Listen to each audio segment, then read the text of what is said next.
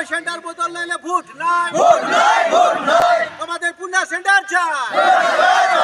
না হয় আমাদের দামচড়া আমাদের ভোট দেওয়া সম্ভব হয়তো না। আমাদের চন্দ্রনাথপুরবাসী চন্দ্রনাথপুরে আমরা দিতে বাধ্য। অনুরোধ করছি আমি হেমন্ত মামার কাছে যে দয়া করে যেমন আমার ভাগনাদের ভাগ্নিদের সম্পর্ক দেখে আমাদের ভোটটা যেখানে ছিল পুনরায় সেখানে বহাল রাখে। ভোট গ্রহণ কেন্দ্র স্থানান্তর নিয়ে ক্ষোভ, ভোট বয়কটের হুঁশিয়ারি। 20 কিলোমিটার দূরত্বে গিয়ে ভোট প্রদানের প্রতিবাদে উত্তাল কাছাড়ের চন্দ্রনাথপুর বাগান এলাকা। পঞ্চায়েত নির্বাচনে কাটিগড়া বিধানসভার চন্দ্রনাথপুর জিপের 5 নম্বর গ্রুপের ভোট গ্রহণ কেন্দ্র 20 কিলোমিটার দূরত্বে স্থাপন নিয়ে ভোট বয়কটের সিদ্ধান্ত এলাকাবাসীর। চন্দ্রনাথপুর জিপের কালীবাড়ি গ্রান্টের ভোট কেন্দ্রটি যদিও পূর্বে বরখোলা বিধানসভায় ছিল, বর্তমানে ডিলিমিটেশনে কাটিগড়া বিধানসভার অন্তর্ভুক্ত হয়েছে। আর এতে উক্ত ভোট কেন্দ্রটি পরিবর্তন করে 20 কিলোমিটার দূরত্বে দুর্গম দামছড়ায় স্থানান্তরিত করা হয়। এ নিয়ে বিগত দিনে ভোট কেন্দ্রটি স্থানান্তর না করার দাবি জানিয়ে আসলেও কোনো লাভ হয়নি। এতে ক্ষেপে এলাকাবাসী পঞ্চায়েত নির্বাচনে ভোট দান থেকে বিরত থাকার সিদ্ধান্ত নেন।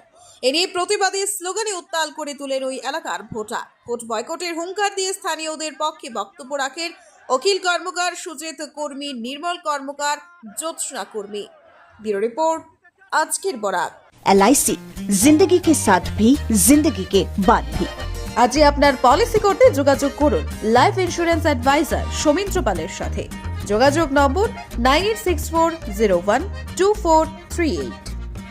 সুধীর দর্শক, খবরটি দেখার আগে আপনারা আমাদের আজকের বরাক ইউটিউব সাবস্ক্রাইব এবং ফেসবুকে ফলো করতে ভুলবেন না কিন্তু। না হয় আমাদের দামচড়া আমাদের ভোট দেওয়া সম্ভব হয়তো না।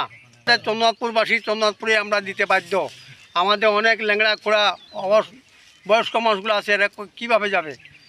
যাওয়ার মতো কোনো ক্ষমতা নাই। দয়া করে ডিসি মহোদয় আমাদের হেমন্ত শর্মাকে আমরা অনুরোধ করতেছি যে আমাদের এই ভোটটা যেমন আমরা চন্দ্রনাথপুর পরিবারে আমরা দিতে পারি। 450 মতো হবে আমাদের ভোটার এখান থেকে। আর যাওয়ার এরকম পথ সুগম নাই, যাতায়াতে খুবই অসুবিধা, ভীষণ অসুবিধা।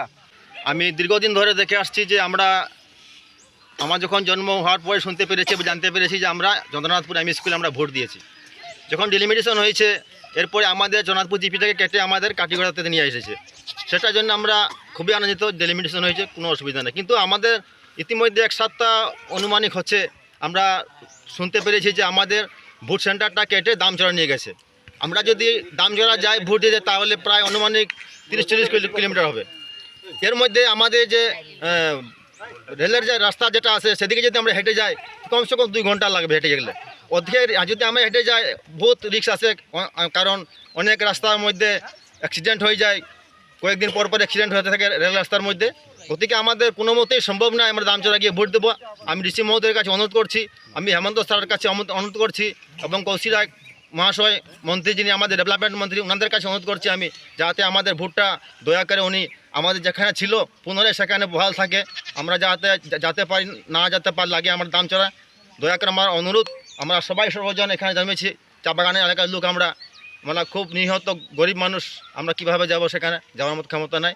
আমি অনুরোধ করছি আমি হেমন্ত মামার কাছে যে দয়া করে যেমন আমার ভাগনাদের ভাগ্নিদের সম্পর্ক দেখে আমাদের ভোটটা যেখানে ছিল পুনরায় সেখানে বহাল রাখে।